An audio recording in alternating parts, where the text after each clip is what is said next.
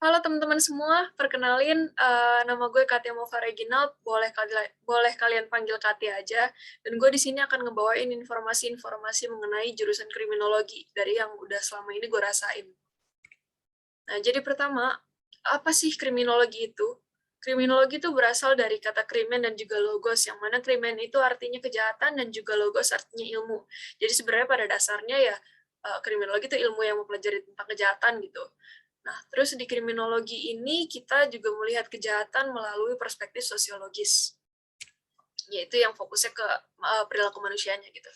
Nah, terus uh, jurusan kriminologi ini ada di mana aja? Jadi di Indonesia sendiri cuma ada di 3 kampus, teman-teman. Yang pertama di Universitas Indonesia, kedua di Universitas Budi Luhur, dan juga yang ketiga itu di Universitas Islam Riau. Nah, dari yang bisa kalian lihat sendiri, kalau ternyata kriminologi itu jurusan yang langka gitu di Indonesia, cuma ada di 3 kampus aja. Nah, terus di kriminologi itu belajar apa sih? Nah, yang pertama kita tuh banyak mempelajari tentang penyebab-penyebab terjadinya suatu kejahatan atau suatu tindak kejahatan, atau kenapa suatu tindakan itu bisa dikategorikan sebagai kejahatan gitu. Kalau dari yang sudah gue pelajarin, ya intinya apa yang dikategorikan sebagai kejahatan itu suatu tindakan yang menyebabkan kerugian gitu ke suatu pihak, atau ada suatu pihak yang merasa dia dirugikan. Nah, terus kita juga belajar tentang bahwa ada komponen-komponen dalam kejahatan gitu, yaitu ada 4. Yang pertama pelaku, yang kedua itu korban, ketiga masyarakat atau reaksi dari masyarakat itu, dan keempat aksi dari penegak hukum. Terus kita juga mempelajari kejahatan melalui perspektif korban. Jadi kalau dari apa yang udah gue pelajarin di semester 3, yaitu yang baru banget gue lewatin, itu ada mata kuliah namanya viktimologi dasar. Di viktimologi ini kita tuh ngelihat bahwa dalam suatu tindakan kejahatan itu ada nggak sih partisipasi yang dilakuin oleh korban yang mungkin bikin dia jadi semakin berpotensi untuk jadi korban gitu, atau kita juga nelaah gimana reaksi yang dikasih dari korban gitu-gitu, atau juga bentuk perlindungan apa yang bisa dikasih ke korban dari kejahatan gitu. Nah, terus selanjutnya kita juga ada mempelajari tentang penghukuman terhadap pelaku kejahatan. Jadi ini juga baru gue pelajarin banget dari mata kuliah di semester 3, ada namanya penologi dasar. Penologi ini tuh intinya kita ngelihat atau nimbang apakah suatu penghukuman yang diberikan kepada suatu pelaku kejahatan itu udah setimpal atau belum. Atau mungkin dia berlebihan atau dia terlalu kurang atau sebagainya. Nah, sebenarnya nggak cuma itu aja, teman-teman. Sebenarnya banyak banget yang dipelajarin, cuman berhubung gue juga masih di semester 3 dan nggak cukup kalau gue jelasin semuanya. Jadi, inti-inti yang bisa gue jelasin mungkin itu aja dulu untuk apa yang kita pelajarin di kriminologi. Terus selanjutnya, teman-teman juga pasti penasaran kalau tertarik dalam jurusan kriminologi, jadi apa aja prospek kerja yang bisa kita ikutin pas lulus nanti. Nah, pertama, paling luas itu ada di lembaga pemerintahan. Kita bisa apply ke KPK, BNPT, BNN, BIN, KPAI, Komnas Perempuan, Komnas HAM, Kepolisian, dan lain-lain banyak banget sebenarnya. Terus juga bisa untuk di rumpun pendidikan sendiri kita bisa jadi dosen nantinya, dosen kriminologi kalau kalian mau. Terus juga selain itu bisa jadi jurnalis, wartawan, dan juga penulis. Nah, kalau teman-teman pernah dengar atau tahu gitu, ada nama seorang penulis itu namanya Agatha Christie, dia udah terkenal banget, dia suka nulis cerita-cerita yang berbau kriminal gitu ya. Nah, dia itu seorang lulusan kriminologi dulunya. Terus selanjutnya, skill apa sih yang dibutuhkan untuk bisa masuk ke kriminologi atau bisa bertahan ya selama di jurusan kriminologi? Yang pertama itu suka atau seenggaknya kuat untuk membaca, teman-teman. Karena di kriminologi sendiri banyak banget bahan bacaan, atau sebenarnya nggak di kriminologi aja ya, di semua jurusan di kampus itu kita butuh banget ke apa namanya, kebiasaan kita untuk membaca banyak, teman-teman, karena itu wajib banget sih, kita diwajibkan untuk bisa baca banyak buku atau jurnal atau semacamnya. Terus yang kedua, kita harus bisa berbahasa Inggris.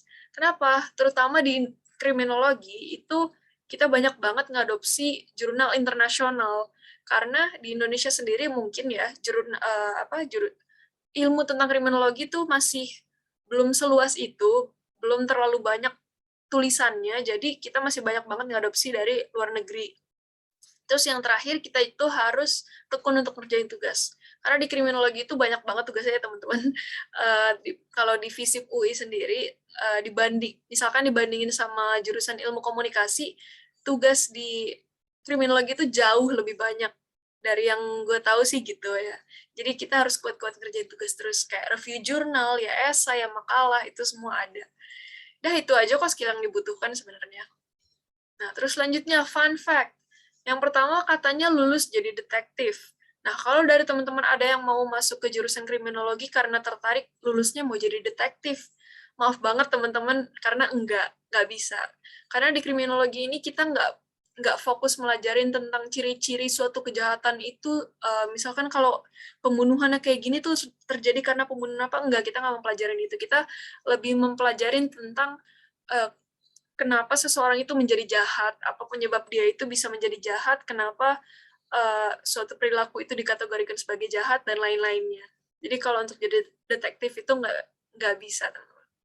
Terus yang kedua, punya semacam ikatan dengan jurusan lain di FISIP UI, yaitu sosiologi dan antropologi, sebutannya trilogi. Jadi kalau di FISIP UI sendiri, antara jurusan kriminologi, antropologi, dan sosiologi itu tuh kayak lebih terikat gitu dibanding jurusan-jurusan lainnya yang ada di fakultas yang sama.